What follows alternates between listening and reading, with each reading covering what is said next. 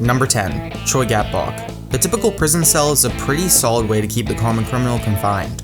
Cement walls, iron bars with a food slot, and electronic locks aren't very easy to crack, unless you're small enough to slide your way through said food slot. Well, that's exactly what 50-year-old Choi Gapbok managed to pull off.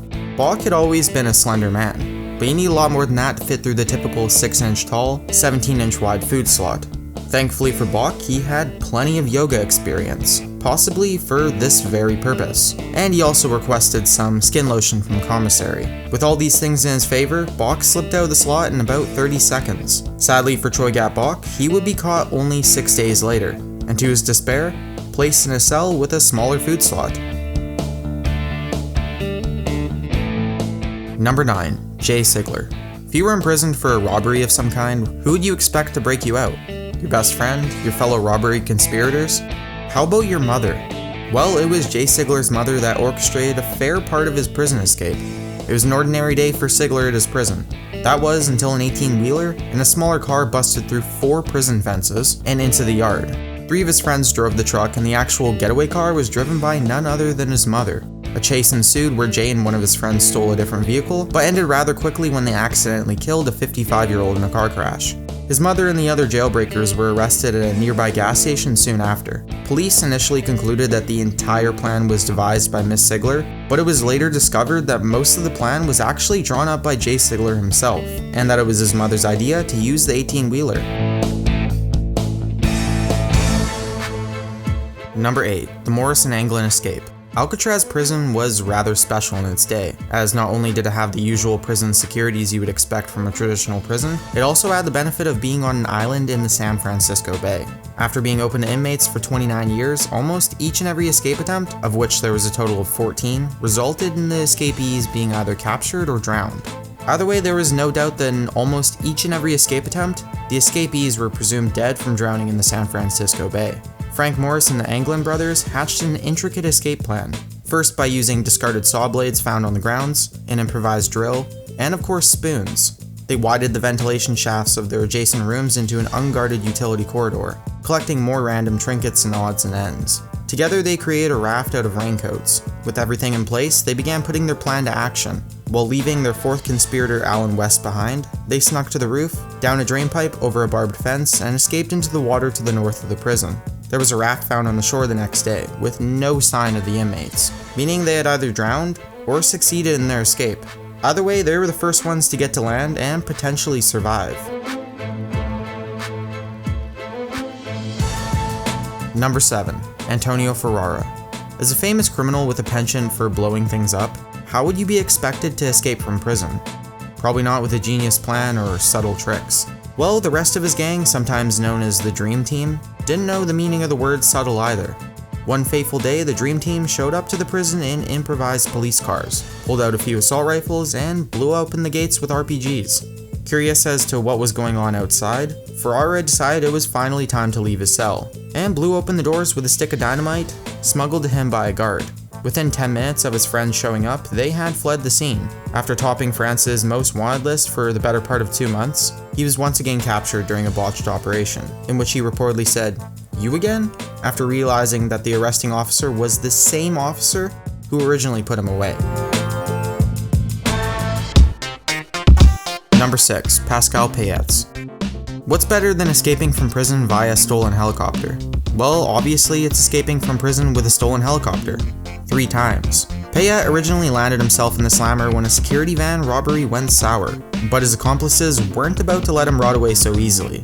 Taking advantage of the rooftop exercise yards often found in European prisons, his accomplices stole a helicopter and freed Payat from prison in 2001. Payat would later return to the very same prison in 2003, where he would help 3 other prisoners escape, once again via a stolen helicopter. Payat was arrested once again in 2007, but it seems like they hadn't learned anything yet, because he was later rescued again via a stolen helicopter. Feeling that they had enough with the country, he and his accomplices decided to force the pilot of the helicopter to fly them to the Mediterranean coast, where they and Payat would disappear until a year later, until they were found just north of Barcelona, Spain. Number 5. El Chapo. Holding a Mexican drug lord in prison is evidently incredibly difficult. With large gangs and cartels located outside the prison, and the ability to bribe prison guards inside the prison, many are notorious for escaping what should be very high security situations, especially Joaquin Guzman, commonly known as El Chapo. His first escape attempt was from a maximum security prison in 1993, where he bribed several guards and escaped in a laundry cart. He stayed on the lam for about 11 years before being captured and sent to another maximum security facility. This time, he managed to tunnel his way out over the course of a year. The tunnel he escaped through was a mile long and started from a shower stall. The tunnel was equipped with everything you would need for some recreational digging, like power tools, artificial lighting, proper ventilation, and of course a trusty motorcycle.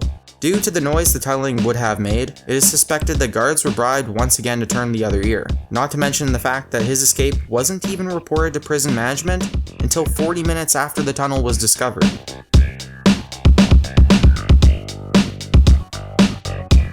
Number 4. Ted Bundy. What's the most effective way to escape from prison? Well, you don't need to escape from prison if you can avoid being imprisoned in the first place, now do you? That's exactly what Ted Bundy pulled off when in court for his multiple serial killings. Instead of hiring a lawyer, he decided to use the right to defend and represent himself. And as his own lawyer, he was of course released from his bonds. After all, he wouldn't make too convincing of a representative if he's sitting there in chains, right? He then asked to be allowed to visit the court library to brush up on court proceedings. And there is where he made his escape. While they may have guarded the doors, the windows were unlocked, and he climbed his way out to freedom. He was caught several months later, and the security was much tighter than before. He was convicted and sent to prison, but he once again escaped by sawing a hole in the ceiling and placing books under his covers. On the run, he ended up killing again, but upon recapture, the nation took no chances, and he was executed after a short trial. Number 3. Alfie Hinds. Alfie Hinds is proof that if you beg for something hard enough and long enough, you can get anything you want, including your freedom. Hinds was sent to prison due to a series of jewel robberies, the whole time adamantly claiming that he was completely innocent. His first escape was simple. He just memorized the shape of a key and forged a copy. 8 months later, he was caught again, but before he could be locked up, he sued the arresting officers for what he claimed was an illegal arrest. While at court, he requested to use the washroom where his accomplices had left him a padlock. He then tricked his guards into the washroom and locked them in before making a second escape. He would soon after be arrested again, but not before studying law and finding a loophole that would assure his freedom. While he was clearly still guilty of his crimes, in a way, his admittance of innocence actually earned him his freedom. Number 2. Escape from Auschwitz. Arguably the most important escape in history, from what is definitely the worst prison in history, is Alfred Wetzler's and Rudolf Verba's escape from the death camp at Auschwitz. Fooling guard dogs by hiding out in a wood pile soaked in gasoline and scented by tobacco, the pair would wait 4 nights before making their escape. Walking out in stolen suits and overcoats, they began an 80-mile journey to the border between Poland and Slovakia. Upon arriving at Allied lines, Wetzler delivered a highly accurate report of what was going on at Auschwitz. And to back up his words, he brought a small canister of the deadly poison Zyklon B. Wetzler's story became the very first report from the camp that was actually regarded as credible. This led to multiple bombing runs on Nazi officials. The estimated number of Hungarians and Jews saved by their efforts is around 120,000. Number 1. The Great Escape. The Nazi POW escape from the Stalag Luft III prison has gone down in history as one of the most famous prison breaks of all time, and is forever immortalized in the movie The Great Escape. Knowing that a mad dash for the gate would never work, the captured prisoners of war worked tirelessly and secretly to dig a proper tunnel in order to escape in a very organized fashion, lighting their way forward and circulating the air for those digging. When the time came to escape, they realized their route ended just short of the tree line, still in view of the guards. One by one, a total of 76 soldiers managed to sneak to the tree line, but the 77th was caught and the manhunt across German-conquered Europe began. Out of the many soldiers that made it out of Stalag Luft, only 3 managed to escape to Allied lines.